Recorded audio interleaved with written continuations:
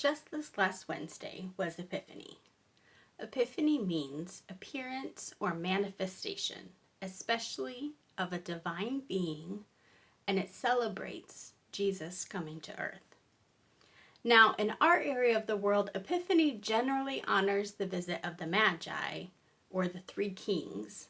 Sometimes we even call it Three Kings Day. In other cultures, they celebrate the baptism of Jesus, as that was also a way that showed Jesus was God's Son. There are so many traditions that include writing with chalk on a front door, eating a special cake, having one's house blessed, taking down decorations, parades, even swimming. We don't know a lot about the Magi. There could have been any number of them, not even just three. But we do know that they were actually advisors to kings and not kings themselves. They studied books and astrology, and it's where we get our word magic.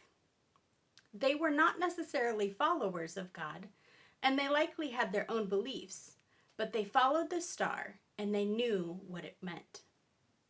The gifts that they gave were not exactly normal things that people give to new moms. They brought gold, symbolizing royalty or virtue, frankincense, symbolizing deity or prayer, and myrrh, symbolizing suffering or death. And then they left. Instead of reporting back to King Herod as he had commanded them to do, they followed the advice of a dream and went by another path, avoiding the jealous king.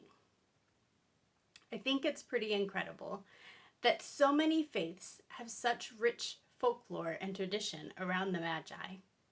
Foreigners that came to honor a small child, bringing gifts and showed the respect and honor for him, and then ensured his safety by disobeying a king and escaping.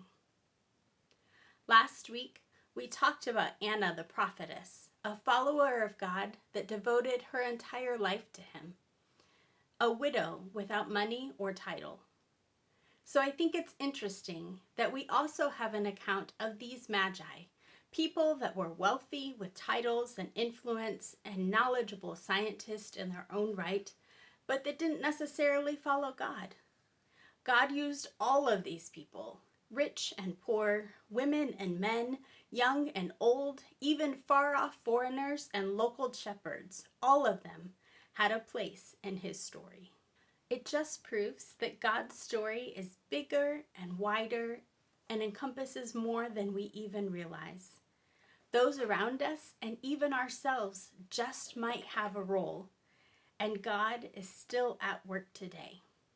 Even in tough times, even in frightening events, He provides helpers, He leads people to speak up and gives them words to speak, and shows us examples like the story of the Magi, that caring for others is even more important than obeying a leader when his commands are not right.